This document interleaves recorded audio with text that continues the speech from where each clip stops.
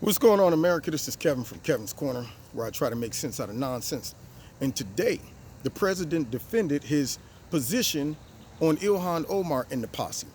He went in the Rose Garden and he did a press conference, and of course, the media immediately, Mr. President, what do you feel about your comments towards Ilhan Omar and the other four ladies? Do you think it was racist?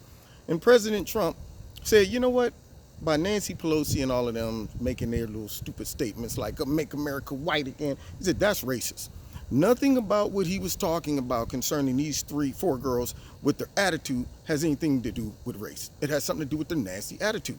Our president is a beast, and I'm gonna tell you why. Because he speaks exactly what a lot of Americans are thinking, okay? When we see them get on TV and parade around like America's the worst place on the planet, when they have overlooked many of these other countries that they salute and love and praise, and all of the atrocities that go on there, the corruption, all of that stuff, for them to now compare us to a lot of these places and down us and all of that stuff, it's a slap in the face. I mean, he vocalized his opinion, but guess what? Millions of Americans have the same opinion when we watch them do things like that, especially Ilhan Omar, who, if we wouldn't have stepped in and brought her to America, her whole life would be different right now. But yet she has the nerve to talk about 9/11. Some people did something. She has the nerve to talk about all the atrocities of America and how horrible it is. If that is the case, and if you hate it, and if you want to support Al Qaeda, you want to support all of these other groups, you're welcome to bounce. And that goes for any American, whether you were born here or you became a citizen. If you hate the place you live in, the practical, logical thing to do would be find another utopian society that's better than this one. I mean, obviously, we're the worst of the worst. There has to be at least 50 other countries around, according to the way they talk about us, that would accommodate their lifestyle, be more utopian for them, more tolerant, all of that stuff, more inclusive. They can always jump on a boat, plane anyway. I would do a full-blown GoFundMe to get them out. You know what? You don't like the country? I got 5 on it. Anybody else got some money to donate? So anyway, of course, it was only a matter of time throughout the press conference in the Rose Garden where the reporters start jumping in, and you know what they did? Bing!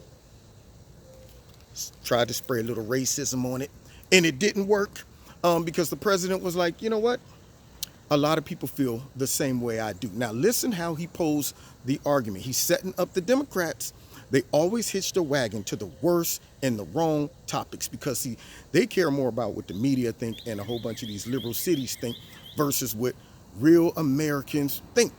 So by Trump saying that comment that came across as controversial, even though they want to leave out the whole context of it, which is, hey, go to your country that you came from, repair their government, then come back here and tell us how to run our government. But they just want to leave it, open-ended. Like, that's not what he was saying. He just said, what you need to do is leave and go back to your own country. We don't want your kind here. What we don't want is people with that type of attitude. See, and if you're using all of these accusations and anger towards America and all its policies and our culture and our patriotism to further your political views, whether it be your political views, religious views, whatever, you're dividing the country. You're a part of the problem and not the solution. Nobody, and that goes for the whole Democratic Party, which is dumb because, see, they are circling their wagons around those four, which they should be trying to get rid of because those four are also wreaking havoc in their own party. But because Trump steps in and says what a lot of Americans think, then they like, well, we can't agree with Trump. Now they should have the mentality of, this is a great way to get rid of our problem. We got 4 knuckleheads that we don't like either. He don't like them. My enemy, the enemy of my enemy, now has to become my friend. If they should be going, well, you know what Trump is saying is right. It's very patriotic, and they're very, they're not humble about the position and the blessings and the things that America has done for them. That's right. See, they could solve that problem.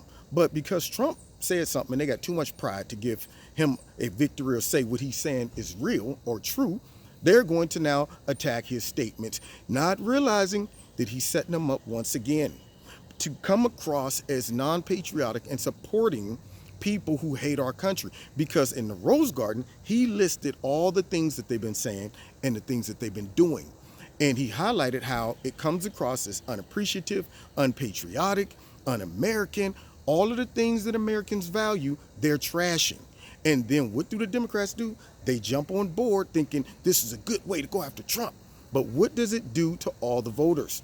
The real voters, the silent majority. They're in their house somewhere watching that going, darn right, about time somebody said what I was thinking. Yeah, because they're running around here just trying to trash the whole country.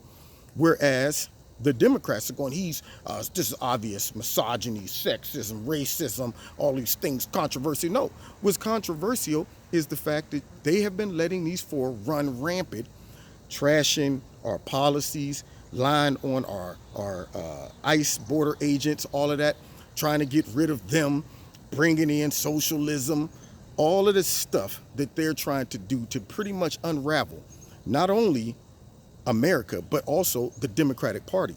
And so if I'm a Democrat and I'm going, okay, now wait a minute, Trump might be onto something here. This is a way to turn the opinions against these four girls who these statements have nothing to do with race, but their attitude and their views towards America, because their views are even more radical and drastic than the already liberal Democrats.